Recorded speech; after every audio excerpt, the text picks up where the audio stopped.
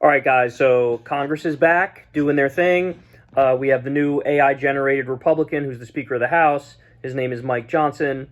And as their first act of business, you're going to love this, they decided we must have a vote to pass a resolution affirming our support for Israel. I love that because it's like, yeah, everybody knows the U.S. supports Israel no matter what they do. We give them billions of dollars. We give them weapons. We constantly suck them off and talk about how they have a right to defend themselves and how they're special and they're precious and their poop doesn't stink. And so right off the bat, this is incredibly infuriating, especially because of what's going on right now, like the context of what's happening right now. There was a horrible Hamas terror attack on October 7th where all these innocent civilians in Israel were killed. That was horrific and grotesque. And since then, what's happened is Israel opened up the gates of hell on all Palestinians in Gaza. And so how did this vote go? The vote was 412 to 10. There were only 10 politicians at this point in time who didn't reaffirm our support for Israel. Now, look, this virtue signaling bill would be kind of annoying even in the best of times, right? But especially at this moment right now, if you vote for this, you're sending a message to the government of Israel. And that message is, I literally do not care what you do. Kill as many civilians as you want. Continue your medieval siege as long as you want. We don't care about civilian casualties. We don't care about the apartment buildings that you're bombing or the mosques or the hospitals or the marketplaces. We simply don't care. And in fact, it's actually worse than that. It's not we don't care. It's we actively support you in your retribution campaign where now you've killed 4 times as many innocent civilians as Hamas did in Israel.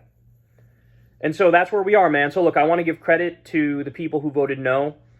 Rashida Tlaib, Cori Bush, Bowman, Carson, Green of Texas, AOC, Lee, Summer Lee, Ramirez, Ilhan Omar. There was one Republican who voted no because he's, kind of like a ardent libertarian, so he's like a non-interventionist on foreign policy. That was Representative Massey. He's sort of like following in the footsteps of Ron Paul. He's like the new Ron Paul, basically. And outside of those 9 no votes, there were 6 present votes. That's Jayapal, Castro, Velasquez, Caesar, Garcia of Illinois, and Presley. So even the 6 people who voted present, yeah, that's better than voting for it, but you're still like, this is a bitch-ass move, right? Like, just vote no.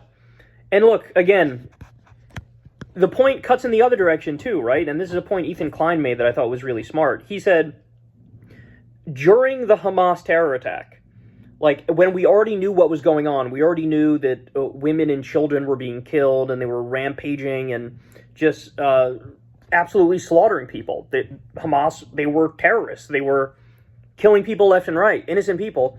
And at that point in time, yeah, there were some people on social media who were like, free Palestine.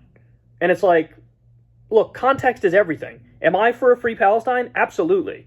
But am I going to go out there in the midst of a Hamas terror attack when everybody knows that's what's happening and in that exact moment say free Palestine? No, because then the signal that you're sending is, I actually support what Hamas is doing here. And no reasonable person should, because innocent civilians need to be off the table, full stop. And so that exact point is the same one that applies here. You see, right now, Israel's killed over 5,000 innocent civilians, over 2,000 children. 62% of the dead are innocent women and children. And according to their own numbers, they've only killed 13 Hamas members, which means that there's 5,000 innocent civilians. You're talking about like a 98, 99% civilian death rate. Even for kind, knock that down to what, 90%?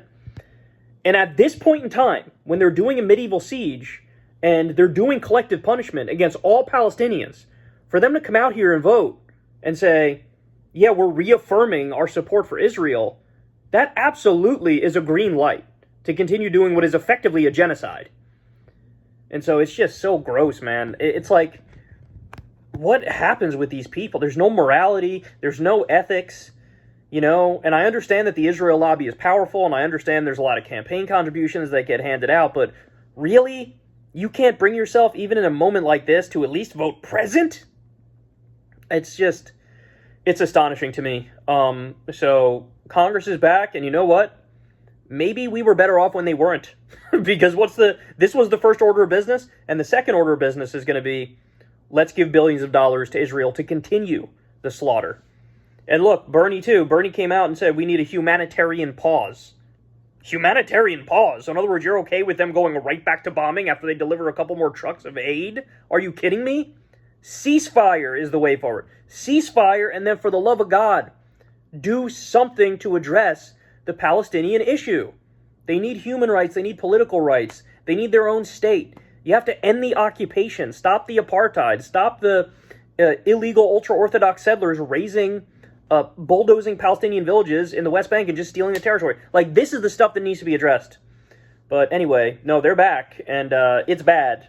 And so I expect a lot more of stuff like this to happen, even though the humanitarian situation on the ground literally could not be worse.